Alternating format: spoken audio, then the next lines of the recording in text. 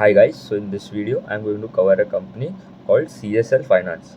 CSL Finance is a SME and MSME lender समझ लो। तो दे क्या करता है उसका मतलब micro small and medium enterprises को लोन्स देते हैं। मतलब जो भी बिजनेस करते हैं, स्मॉल बिजनेस लोन्स जो होते हैं आपको मिलते हैं जो भी कस्टमर्स हो गए, like owners of kirana store, shopkeeper हो गए, आपके शॉपकीपर को जो लोन्स देते हैं, जो भी मतलब आपके जो रिटेल ट्रेडर्स हो गए, मतलब जो भी एक शॉप चला रहे हैं, ट्रेडिंग का काम कर रहे हैं, इनको लेंडिंग करता है।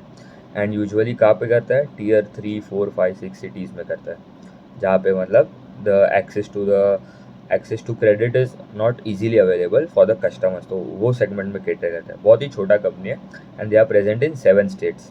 तो उनका अगर देखूँ तो मेजॉरिटी जो प्रेजेंट है that is in Rajasthan, followed by Gujarat. Rajasthan में इट इज़ अराउंड 31%। उनके पास अराउंड 43 ब्रांचेज है। उसमें से 31% ऑफ द AUM जो आता है उसमें say that is from Rajasthan, 27% from Gujarat, Punjab is 12%, Haryana 12%, Uttarakhand जो होता है दैट इज़ अराउंड 7%, एंड आपका जो उत्तर प्रदेश है वहाँ पे 10% एंड जो रिमेनिंग दिल्ली में 1% है। तो सेवन स्टेट्स में प्रेजेंट है। एंड उनका AUM का साइज़ देखो तो that is around 1150 crore as of Q3 of FY25। ठीक है। उनका गाइडेंस था, उनका at the start of the Q1 they guided that they will grow 35 to 45% का AUM ग्रोथ आएगा, क्योंकि बेस भी छोटा है तो we can expect a good growth. ठीक है।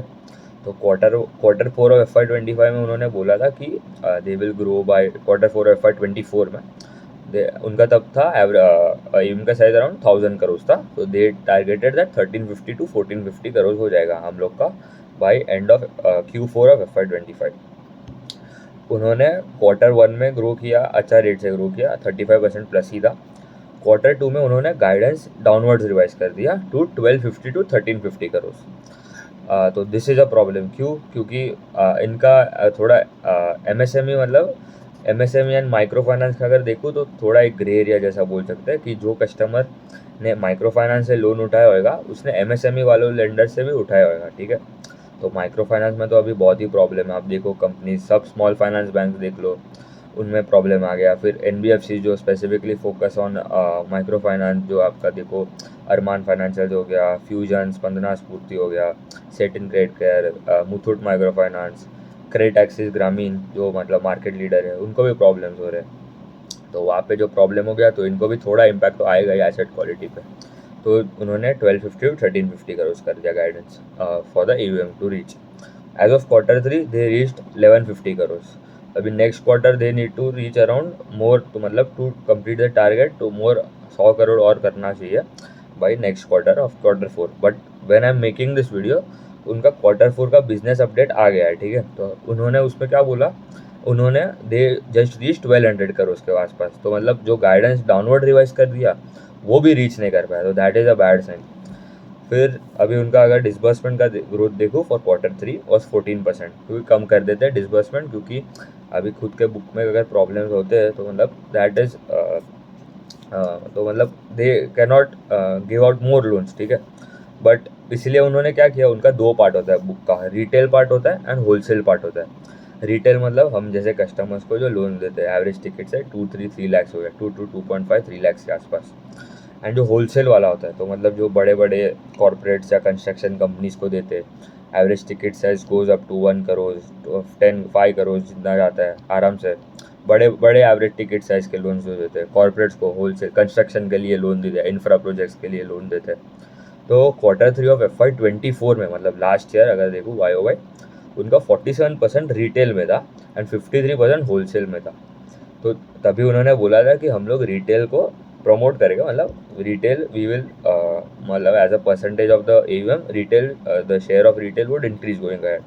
बट अभी तो रिटेल में प्रॉब्लम हो गए तो उन्होंने अभी होलसेल वाला का स्केल कर दिया। होलसेल में एक्चुअली एक प्रॉब्लम है कि अगर एक कस्टमर, अगर आपका होलसेल का जिसका मतलब आपने जो बड़ा अमाउंट जो लोन दिया, क्योंकि उसमें तो average ticket size very huge, अगर वो प्रॉब्लम होता है तो आपका मतलब पूरा प्रॉफिटेबिलिटी में प्रॉब्लम आ जाता है। तो एक ये प्रॉब्लम है होलसेल बुक में। दूसरा कोई ऐसा प्रॉब्लम नहीं, but this is the one significant risk that one should look out while tracking a company which is specially देखो तो होलसेल जिसका ज़्यादा है। तो Q3 ऑफ FY25 में अभी देखूँ तो होलसेल कॉन्ट्रीब्यूट टू 63%, वो 10% बढ़ गया।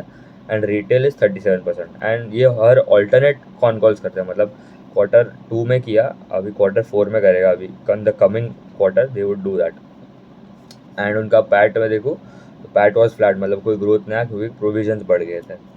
कलेक्शन एफिशिएंसी देखो तो it was 98% versus 99% YoY। Collection efficiency क्या होता है basically, if you have given out, अगर आपने you are NBFC and you thought that this month you will collect around 100 rupees worth of EMI, सब customer का पैसा मिला के आपको 100 रुपये आना चाहिए, but you just got 98 rupees, तो मतलब आप कलेक्शन एफिशिएंसी कितना हो गया 98%, ऐसा देखना पड़ेगा।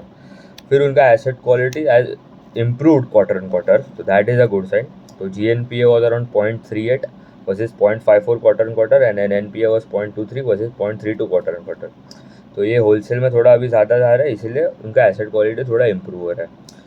ROE numbers are going down, ROA numbers are also going down, क्योंकि ROE was around 13.05 versus 14.29 quarter on quarter, ROA was 5.9 versus 6.6 quarter on quarter।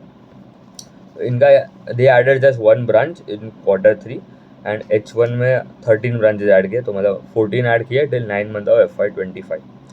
And अभी आगे जाके मतलब उन्होंने कुछ बोला नहीं एज सच कि कितने ब्रांचेज ऐड करेंगे, तो they wanted to reach long term में, they wanted to reach around 80-85 के ब्रांचेस के आसपास पहुंचने थे इन कमिंग 2 to 3 years, तो डबल करने वाले in next 2 years the branches.